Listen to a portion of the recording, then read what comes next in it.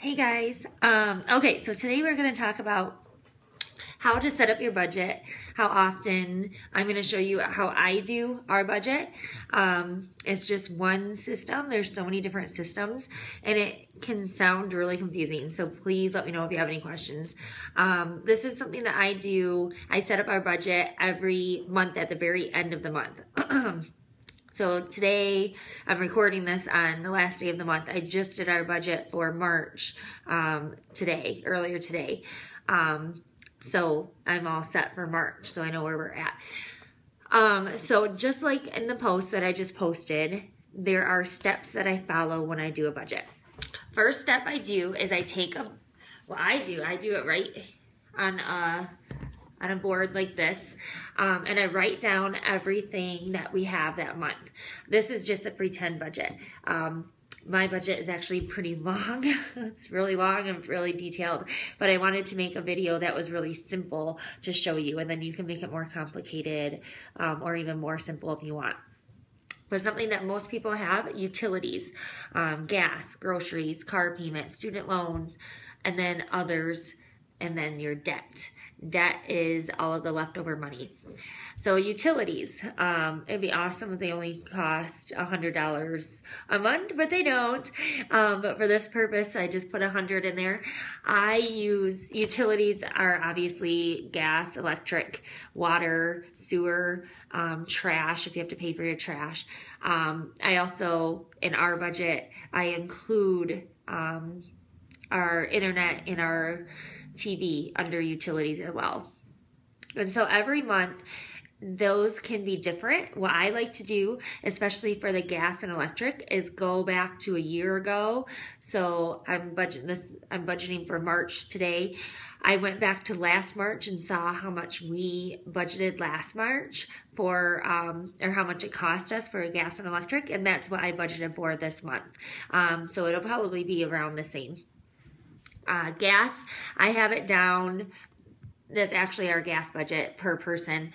I know exactly how much we're going to use. Now that we pay everything in cash, I know how much gas we're going to go through. You got to kind of get to that point.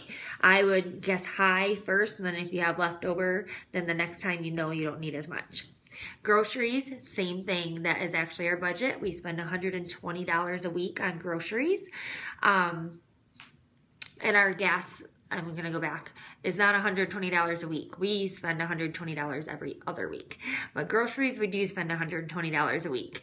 And some weeks I'm able to spend only $80. Other weeks I need $140. So I budget $120, and if I have leftover, I leave it in that envelope in case I need it for the next time.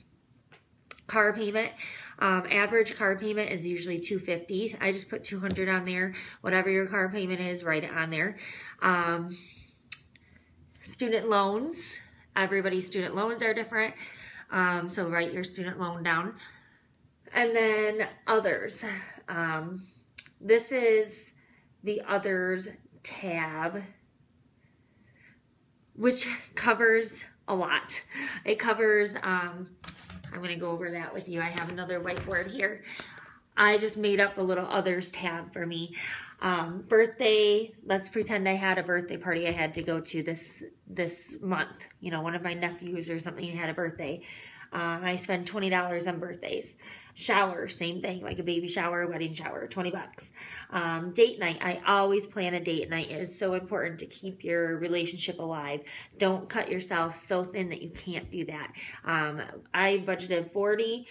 If you don't have $40, it's okay. You can do free or cheap date nights. They are possible, they are out there. And then an oil change. I budget for an oil change every month because it seems like either myself or my husband needs one every month. So, and we go to a place down the road that's $25. So I always throw that in there.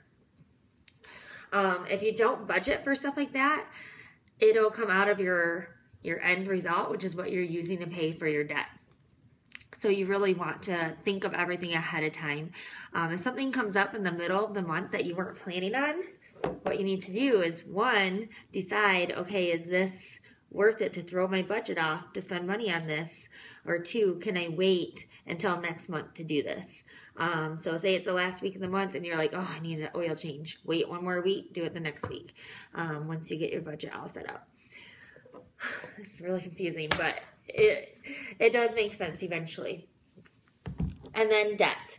So if I had $1,000 that week in a paycheck, and after I paid all of these bills, I would have $250 left over to use towards paying down debt. That's a lot of money. Most of you probably will not have that much left over. We don't usually, but that would be sweet.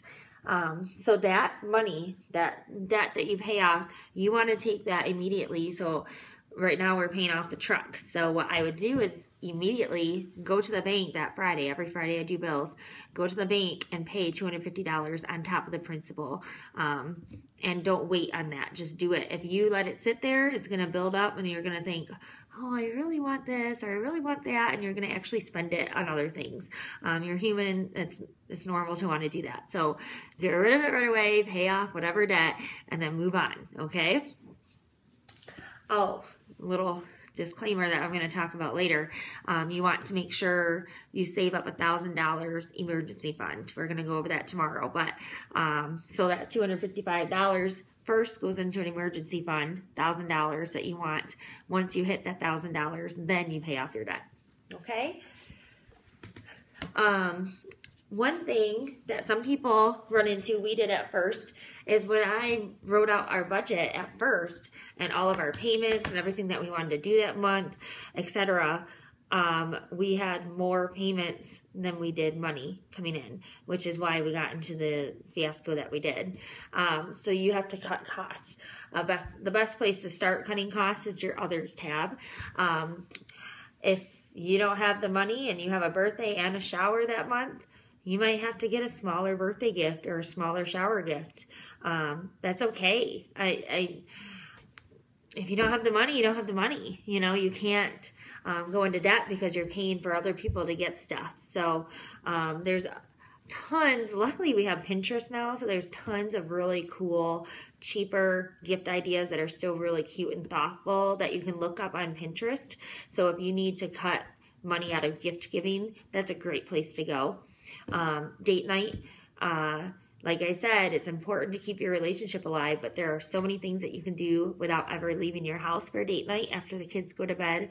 My husband and I try once a week to have an in-home date night where after Cecilia goes to bed, we don't touch our electronics. No phone, no internet, nothing. We play Scrabble, we play Monopoly, we watch a movie that we've seen 1,000,000 times, but we do something together. So you need to set aside a date night. It doesn't actually have to cost money.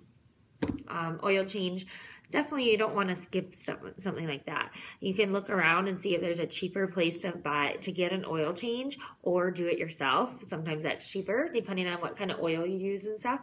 But there's always ways to cut money. If you need to cut money, another good place is your phone bill, any type of like gas and electric. Really watch how much water, how much heat you're using, how often you're using your lights, etc. Okay? I'm going to go over that a different day too, more options. But you need to get it down so that you have, you're not spending more than what you make every week.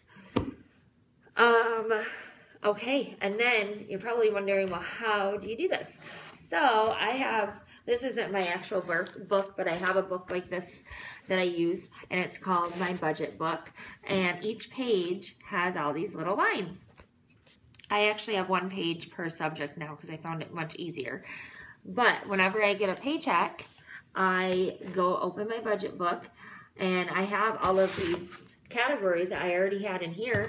I write them in my page. So utilities, gas, groceries, car, etc. And I write down how much is going to what. When I get a bill in the mail or when something gets paid, I subtract it from that amount. The total of all of these amounts needs to match up with the total that's in your checkbook. That's called balancing your checkbook.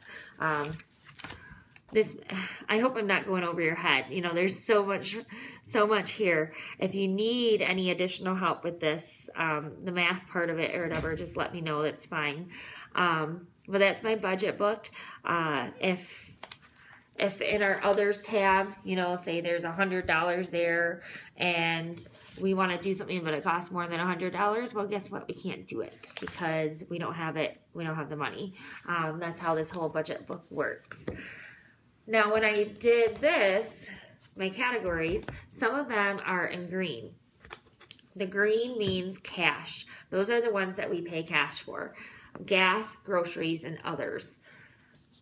On every Friday, I go to the bank and I extract that amount of cash from the bank and I put it into envelopes. That's your envelope system. Envelopes obviously don't really work for utilities and stuff, and your mortgage, which I didn't even put that on the main board, which is why I had so much money extra. That was just an example. So you don't want to get all of your cash out, but stuff that you can pay for in cash, you always want to pay cash. Why? Because it hurts. You won't spend as much if you're paying cash. It's just bottom of the line. You know, you won't spend as much. I know credit, you know, you can get reward points, et cetera, et cetera. It's a proven fact that if you're using a credit card, you spend more. It is a proven fact. I've proven it to myself numerous times. So if you're spending more, those rewards really don't help anyway. I mean, you get so little rewards.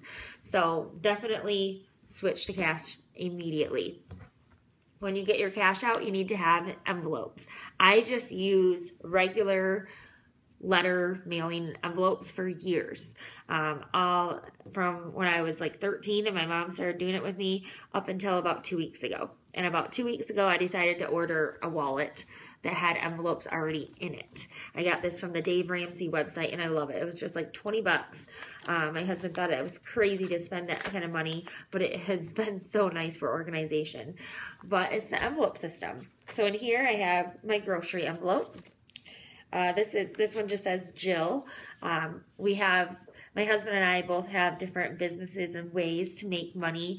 That's our own money. It's not very much, but that's where I put my money. So if I want to buy some clothes or coffee or something, that comes out of my envelope. I have my gas money in here, my extras and fun money, and my other, which is like birthdays and stuff. And then there's a little coin packet here too. So when I go grocery shopping, I pay for groceries in cash. And if my cash envelope is getting low, I count how much cash I have before I go grocery shopping, and I kind of add up in my head while I'm grocery shopping and make sure I don't go over that. You can do that. Sometimes we eat spaghetti like 3 times a week because it's really cheap and we didn't have a lot of grocery money left over. You know, you have to make those sacrifices somehow. Sorry, I had a little something on my tooth. I always pay with coins if I can too, I don't want to pile those up. Some people save their coins and use that as a savings. That's fine. You can do that. Our budget is so tight. I like to use my coins. But that's my system. I know it seems really hard and really confusing, but it works. And after a while, it's not hard at all. It's just my system. You know, I can do it really fast, and it makes sense. And my husband's on board. He has his own envelopes in his truck for cash and whatnot. Whenever it's time to pay the bills, I always say, how much money do you have left in your cash envelope? And he'll tell me, and then I don't have to get that much cash out. It's kind of like a bonus at the end of every week. If we have any cash left over, we roll it into the next week. So that's kind of cool. Hope that helped, and please let me know if you have any questions. Okay, bye-bye.